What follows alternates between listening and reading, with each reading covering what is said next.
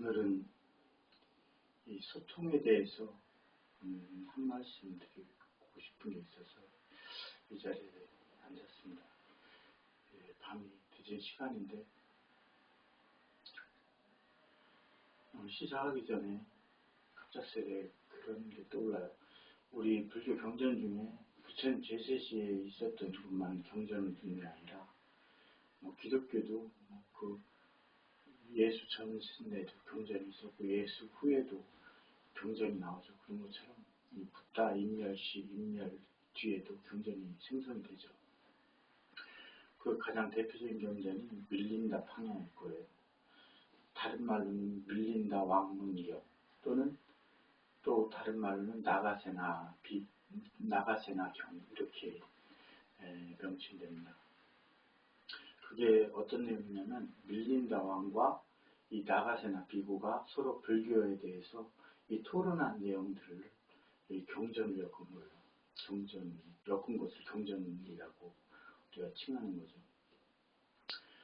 그 시작은 그렇죠. 이제 밀린다 왕이 나가세나 비구에게 토론을 청해요. 이 토론을 청하는데 이 나가세나 비구가 이 토론에 이르러서 그 밀린다 왕 이제 사실 이 그리스 말로는 이 메란도르스 왕이죠. 그 왕이 알렉산더와도 좀 역사적으로 연결관계가 있지만 그것까지 설명하기 그렇고 이 메란도르스 왕이 그렇게 다 이제 토론을 청하니까 이 나가세나 비구가 뭐라고 하냐면 이 당신이 현자로서 나와 토론하고자 한다면 난 응할 것입니다. 하지만 당신이 제왕으로서 나와 토론하고자 한다면 나는 응할 수가 없다라고 해요.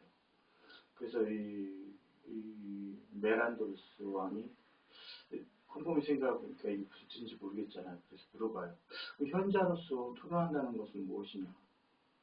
그랬더니 이 현자로서 토론한다는 것은 내가 하는 말이 수정되고 반박되고 뭐 하더라도 현자는 그것에 대해서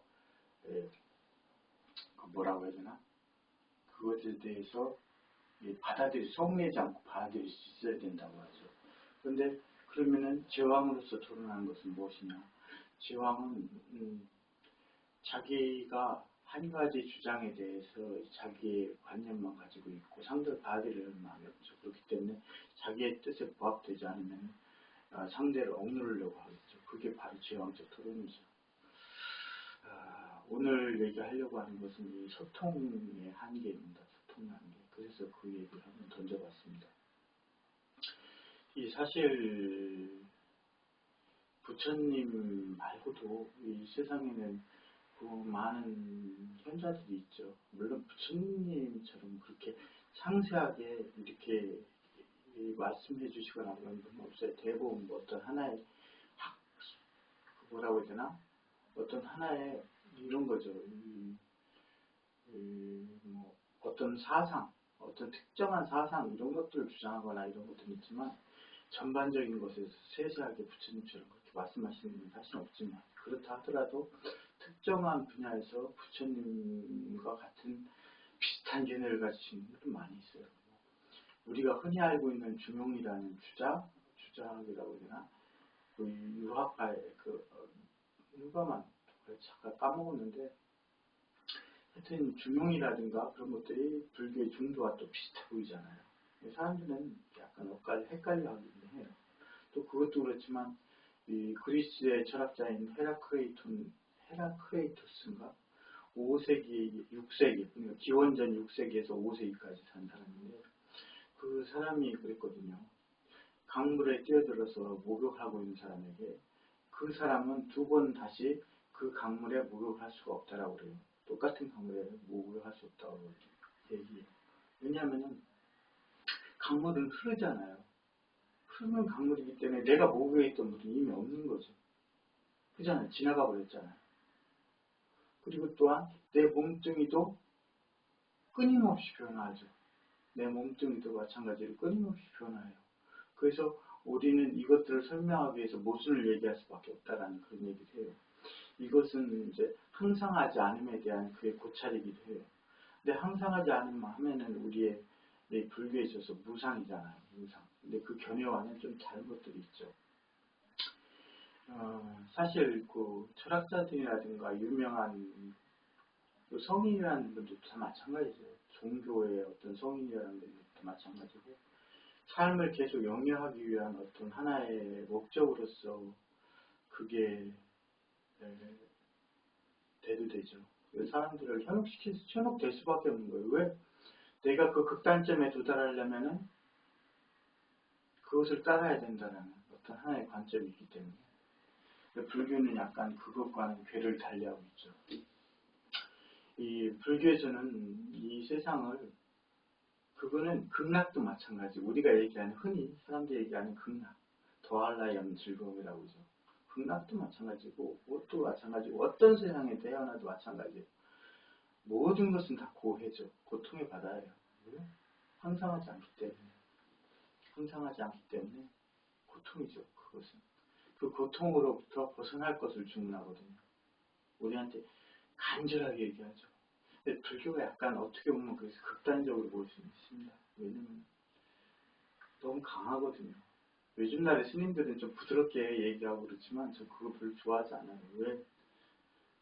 그것은 단호한 것이거든요. 우리 이 법당에 가서 보면 절에 가면은 이 종성이라는 게 있어요. 종성.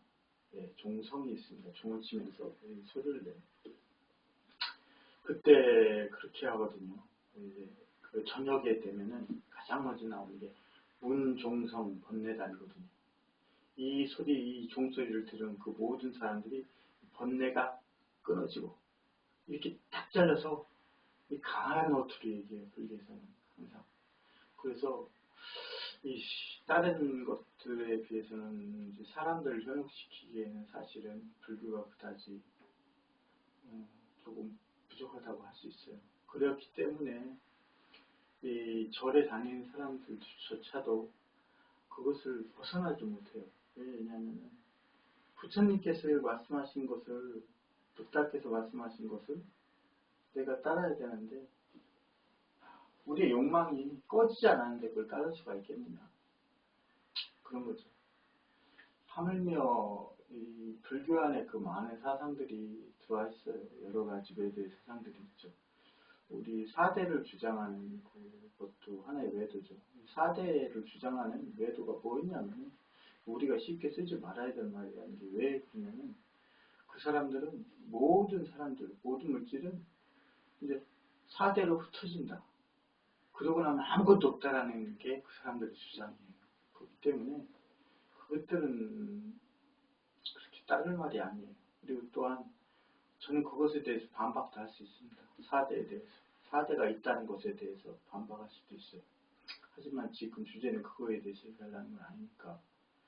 다만 우리가 이제 불교를 얘기하고 또 이렇게 소통하고 이러는 것이 사실은 요즘 날에 불가능하다고 볼 수 있어요. 그건 왜냐면은 그 메란도르스 왕이 이 제왕의 위치로서 토론을 하는 것과 같다고 볼 수가 있어요. 이 자기의 단견에 빠져서 상대와 대화를 하려고 하는 거죠. 단견에 빠져서 그걸 바꾸려고 하지 않아요. 수정하지 않으려고 해요. 그것이 논리적으로 타당하다면 사람들이 바꿀 줄도 알아야 되는데 그게 참 힘든 것 같아요. 가끔 저도 이렇게 가끔 답답할 때가 있어요.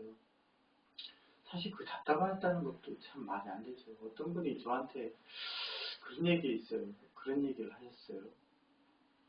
그래도 스님께서 불교에 대해서 조금 다른 사람들한테 전달도 해주고 그 사람들에게 뭔가 변화를 줄 수 있는 그런 것들을 해야 되지 않겠습니까? 라고 얘기했거든요. 요구하는데 그분 하나를 완전히 바꾸는 것도 아니고 그분도 굉장히 생각이 깨어있는 분이고 변화된 분이었는데 그 고정관념을 타파하기 위해서 어마어마한 시간이 들었거든요. 이런 것처럼 어떤 일을 하는데 우리가 한 것에 비해서는 효율성이 떨어진다는 게 있죠. 이 불교는 남을 바꾸는 것이 아니라 사실 나 자신을 바꾸는 거거든요. 나 자신을 변화시키는 거거든요.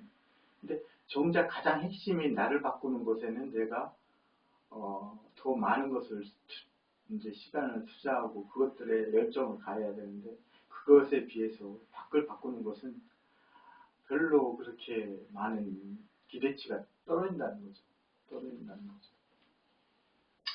그럼에도 불구하고 그런 말씀을 많이 하셔요. 근데 그때마다 이 소통의 한계를 느끼죠. 얼마 전에 답답한 일이 좀 사실 있었어요. 뭔가와 이제 우리 중생들, 스님들도 마찬가지죠. 이 일반 사람들과의 관계일 수도 있고 스님들 간의 관계일 수도 있어요. 같이 어울려 살 수밖에 없거든요. 같이 어울려 살다 보면 서로 말을 섞을 수도 있고 하단 말이에요. 근데 우리가 과연 스님들끼리든 아니면 불자를 상대해서든 뭐 여러 가지 있죠. 불교에 대해서는 여러 가지의 한계가 있어요. 스님, 내가 스님이라서 또는 내가 절에 오래 다녔다. 내가 절의 불교에 대해서 학문을 연구했다. 이런 각가지 고정관념에 들어서 정말 소통하기가 굉장히 힘들어요. 불교의 불자도 꺼내기가 힘들어요. 또 그리고 상대가 틀린 말을 하더라도 그걸 지적할 수가 없죠. 왜냐하면 대부분 그런 말들을 하는 사람들은 굉장히 성향이 강한 사람들이에요. 그래서 상대방을 말을 받아들이기가 굉장히 힘든 사람들이 대부분 그래요. 그래서 오히려 지적조차도 할 수 없죠.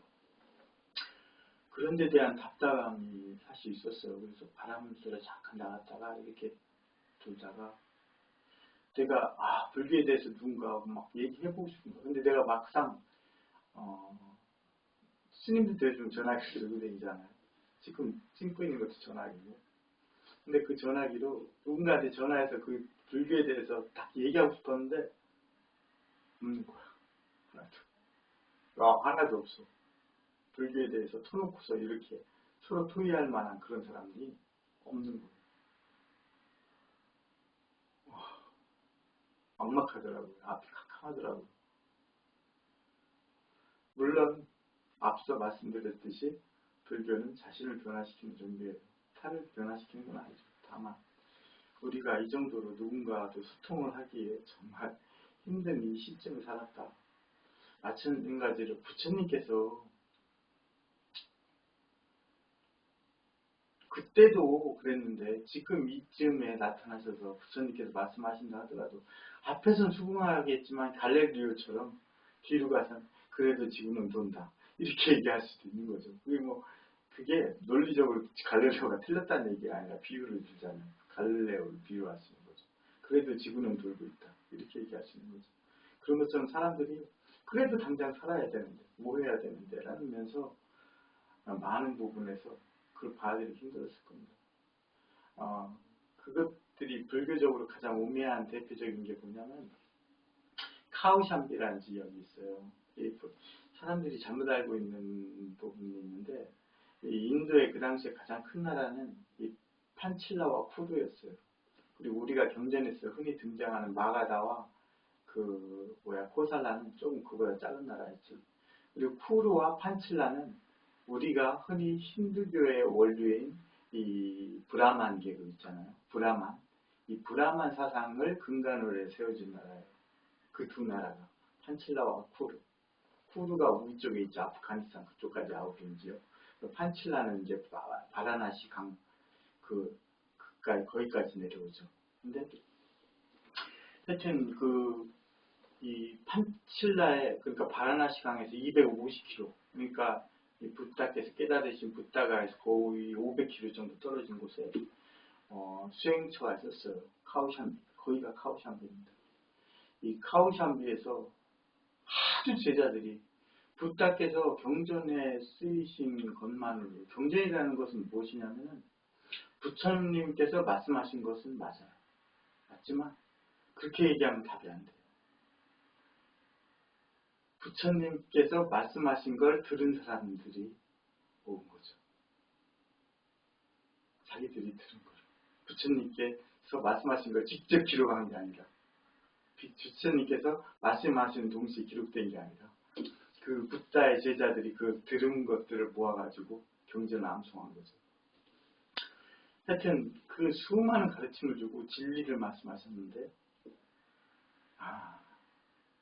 그것들을 보고도 그 붓다께는 그 누구도 다 존경심을 갖췄는데 그 붓다의 제자들은 자기들끼리는 서로 논쟁이 있고 싸우고 그랬던 거예요.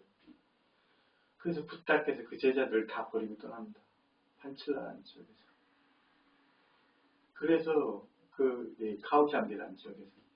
그래서 이 경전에 아마도 제 추측컨대, 물론 추측이나 이런 건 필요 없는 거지만 추측컨대 이 판칠라라는 나라가 부처님께서 제도하지 아주 크게 경전에도 많이 등장했을 법한 나라인데도 등장하지 못했던 이유가 비구들이 그 백성들한테, 판칠라 지역의 백성들한테 너무 많은 실망을 안겨줘서 비구들한테 공양을 안 올렸어요. 부처님께 떠나시게 만들었으니까. 제가 무엇을 얘기하려고 하냐면 지금 중국에서 소림무술이니 무술 이런 거 하잖아요. 정말 이 사람들이 역사를 모르는 거예요. 역사를. 그 기원이 되는 것 때문에 중국에 있는 모든 사찰이 다 불태워지고 스님들이 다 사륙되거나 사라져버렸어요. 그것 때문에. 근데 그걸 자랑이라고 지금 하고 있잖아요. 소림무술이나 이런 거. 오늘날에 이런 것들이 얽혀있는 오늘날에는 얼마나 그것이 심할 것인가. 그런 것들을 생각하면서 소통의 한계를 좀 더 스스로 이해를 하죠. 근데 하여튼 정말 불교에 관해서만도 소통을 하기가 힘들다. 우리가 밖에서 이제 사람들이 꼰대 하는 게 보여요. 꼰대. 그게 바로 이제 나가사나 비유가 얘기했던 그 비유와 마찬가지 점도 들어갈 수 있을 것 같아요. 근데 그 중심에는 뭐가 있냐면은 항상하지 않음이라는 게 있는 거죠. 물론 항상하지 않음이라는 게 있어요. 근데 우리가 고정된 관념을 놓고서 상대와 얘기하자고 한다면 그것은 상대가 소통이 될 수가 없죠. 물론 그 모든 것들의 중심은 객관화죠. 객관성을 띠고 있으면 그것은 시대를 초월해서도 항상 진리가 되거든요. 객관성을 가지고 있으면. 근데 객관성이 없는 그때의 어떤 고정관념 그런 것에 묶여 있으면 우리는 그 사람들을 꼰대라고 하죠. 요즘은 꼰대들이 하도 늘려 있잖아요. 요즘은 젊은 사람도 꼰대예요. 나이 든 사람도 꼰대. 너무 많아요. 왜? 우리가 너무 많은 것들을 누릴 수 있고 설령 누리지 못한다 하더라도 그것들이 주변에 널려 있는 거죠. 늘 보고 듣고 배우게 있으니까 우리가 그거 같이 있다는 착각을 하게 돼요. 그래서 그런지 요즘은 꼰대들이 너무 많죠. 나이 어린 꼰대, 나이 많은 꼰대, 여러 가지의 꼰대들이 있어요. 사실 요즘 이 세상에 제가 그 불교에 대해서 누군가와 깊게 이렇게 대화를 나눌 수 있는 상대가 없다라는 그 답답함을 갖다가 오히려 그것과 더불어서 제가 세상을 바라보게 된 거죠. 제가 밖에 출가하기 전 한 20년 전에는 그때도 나이가 어렸던 건 아니죠. 그래도 제가 30대에 출가를 했으니까 그때 제가 또 그렇게 어리석은 삶을 살지도 않았어요. 근데도 불구하고 그때는 그걸 잘 못 봤던 것 같아요. 근데 요즘 들어보면 정말 소통의 한계가 많은 곳에서 도출되죠. 많은 곳에서 도출돼요. 그래서 자기만의 생각으로 시각으로 바라보죠. 그것들을 정말 많이 바라봅니다. 내가 이 얘기를 하면 이 얘기에도 똑같이 반감을 가질 수 있는 사람이 있으리라고 생각해요. 저희 스님들도 요즘은 세상에 많이 접하다 보니까 어떤 사람들은 TV로 볼 수도 있고 아니면 이렇게 이제 핸드폰으로 이렇게 뉴스를 보기도 하잖아요. 볼 수도 있어요. 얼핏 하다 보면 보이게 되죠. 왜? 늘 가지고 다니니까. 근데 이 세월호 공간에 그것이 유튜브에 뉴스로 뜬 거예요. 근데 그 기억의 공간을 철거를 한다고 서울시하고 이렇게 싸우고 있는 거예요. 근데 그런 부분에 대해서 사람들이 이제 댓글을 달아오는 것들을 봤어요. 물론 그게 전부를 다 얘기한다는 건 아니에요. 근데 그게 반반의 대립이 아주 심한 것이라고 보기 때문에 말씀드리자면, 서울에서 그 사람 애들이 죽은 애들이 서울 애들도 아닌데 왜 거기에다 서울에서 뭐 위치해야 되냐, 뭐 해야 되냐, 또는 그게 너무 뭐 정치적으로 쓰이는 거 아니냐, 뭐 하냐, 이렇게 얘기하잖아요. 근데 그걸 객관적으로 보려고 보고 얘기하는 사람들은 거의 찾아보기가 드물었어요. 그 댓글, 수많은 댓글 중에. 이게 뭐냐면은, 그것은 이제 개인적인 아픔이 아니잖아요. 뭐 대구 참사 사건도 마찬가지겠지만, 그 대구 참사하고 또 세월호는 조금 더 궤를 달려야죠. 조금 더 궤를 달려야하는 게, 그것은 이제 해상에서 이제 벌어진 일이기도 하지만, 그게 문제가 아니라 국가가 개입할 수 있는 것을 덜 개입한 거 아니에요. 적극적으로 하지 못했던 일이고, 이거는 객관적으로 우리 대한민국의 역사거든요. 대한민국의 공간이거든요. 역사, 아픔의 역사거든요. 그 아이를 잃은 부모들의 마음도 저번에 말씀드렸던 거 올려드렸다시피 그 부모들은 평생 가슴에 담아두고 살겠죠. 근데 그걸 얘기하려는 게 아니라 그 사건 자체가 이 개인적인 어떤 개념이 아니라, 상선은 그 여객선이 가다가 침몰한 건 맞죠. 근데 그것을 국가가 어떻게 대처를 했느냐에 따라서 그걸 얘기하고 싶은 거예요. 근데 그런 잘못된 어떤 대처가, 우리가 뉴스로도 그날 많은 사람들이 봤을 거 아니에요. 저는 사실 속가에서 월드컵, 제가 속인이었을 때 월드컵을 했는데 사실 월드컵도 안 봤습니다. 월드컵도 TV를 안 봤어요. 보지도 않았어요. 물어보지도 않았고 관심도 없었어요. 물론 저도 세월호 때는 뭐 보지도 않았어요. 하지만 사실은 알고 있죠. 너무 많이 알려져 있으니까. 근데 하여튼 그것은 너무 자세히 이렇게 늘어놓고 그런 걸 하기보다 객관성으로 봤을 때 그것은 국가의 문제거든요. 국가가 자국의 국민들이 고통을 받을 때 어떤 조치를 취해서 그것을 낳는가. 그러면 그게 서울의 문제가 아니라 안양의 문제도 아니고 국가적 문제잖아요. 그런 시각을 봐야 되는데, 사람들이 자기의 관념에서 그냥 바라보면서 막 쉽게 말하는 거죠. 남의 일이라고 쉽게 얘기하는 거죠. 요즘 중국과 미국의 서로 소통의 부재도 있고, 또 마찬가지죠. 이 사람의 성향으로 따진다면은 어떤 사람들은 그렇게 우리나라 사람들을 조금 더 높여 세워주긴 하더라고요. 일례로 일본에서 어떤 사고가 일어나잖아요. 그럼 사람들이 그냥 구경거리나 하듯이 그냥 쳐다보는 거죠. 관심. 그냥 구경거리나 하듯이 쳐다보고 서로 그걸 즐기는 거예요. 근데 중국 같은 경우는 저는 이제 제가 알고 있는 뉴스가 하나 있는데, 다친 꼬마애가 있는데, 그 꼬마애가 쓰러져서 다쳐가지고 이런 의식도 거의 못 찾고 있는데 사람들이 다 지나가잖아요. 왜? 괜히 개입했다가 자기가 피해를 받을까 봐. 사람들이 다 피해가거든. 아무도 도움의 손길을 안 주거든. 근데 우리는 뭐 누가 다친다 그러면 뭐 너나 할 거 없이 서로 도우려고 하는 그런 개념이 많으니까. 그래서 어떤 사람들은 우린 한국이라는 나라의 사람들을 그나마 조금 더 높게 세우는 사람도 있더라고요. 그렇지만 우리 안에도 여태까지 벌었던 멀리 바라볼 게 아니라 불과 몇 년 사이 그 시간 안에 있었던 그 수많은 변화, 이런 것들에 대해서만 해도 우리가 얼마나 소통이 특히 이게 소통의 부재가 있었는가. 소통에 또 한계를 느낄 수밖에 없고, 왜? 이쪽을 챙기려고 하면 이쪽에서 또 왜 우리는 안 보느냐, 저쪽을 챙기려면 이쪽을 안 보느냐, 서로가 울부짖고 있는 거죠. 서로가 자기들 얘기들만 하는 거죠. 서로가. 그러니까 이런 거죠. 배에 탔단 말이에요, 사람이. 그럼 누군가는 먼저 구출돼야 되잖아요. 근데 서로 자기들이라고, 자기들 먼저 하라고 얘기하고 있는 거죠. 그 다른 사람들을 구출하면 다 손가락질하면서 욕하는 거죠. 왜 저 사람이냐? 왜 저 사람이냐? 근데 이 서로 욕하는 그 사람들도 그 대상이 똑같이 되거든요. 그 대상이 되거든요. 그래서 얼마 전에 그 불교에 대해서 내가 얘기하기 정말 속을 털어놓고 얘기할 만한 사람이 정말 없구나 라고 이렇게 답답함을 느끼다가 이 세상에 대해서 한번 생각해 봤어요.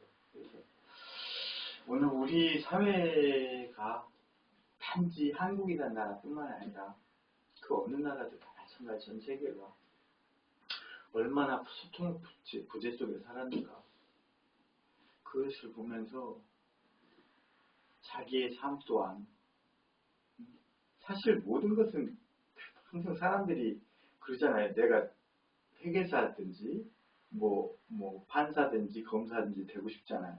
근데 그 부분을 얘기하려고 하잖아요. 근데 우리가 처음 우리한테 주어진 건 지금 당면한 문제거든요. 그러니까 회계사가 되기 위해서는 내가 그 과목의 일부를 일단 공부를 시작해야 돼. 또는 판검사가 되기 위해서는 내가 그 학부로 가서 뭘 거치거나 뭘 해야 돼. 하는 게 있잖아요. 우리의 당면한 것은 물론 소통의 부재고 전 세계가 그런 한계에 봉착해 있는데 사실 우리가 그것을 빌어가지고 그걸 말씀해 드리고 싶더라고요. 나는 주변에서 내 가족과 혹은 내 친구와 누군가와 과연 소통하고 살고 있는가 객관성으로서 그들에게 다가갈 수 있는가 그것을 한번 질문해 보고 싶더라고요. 그래서 이렇게 말씀드렸습니다.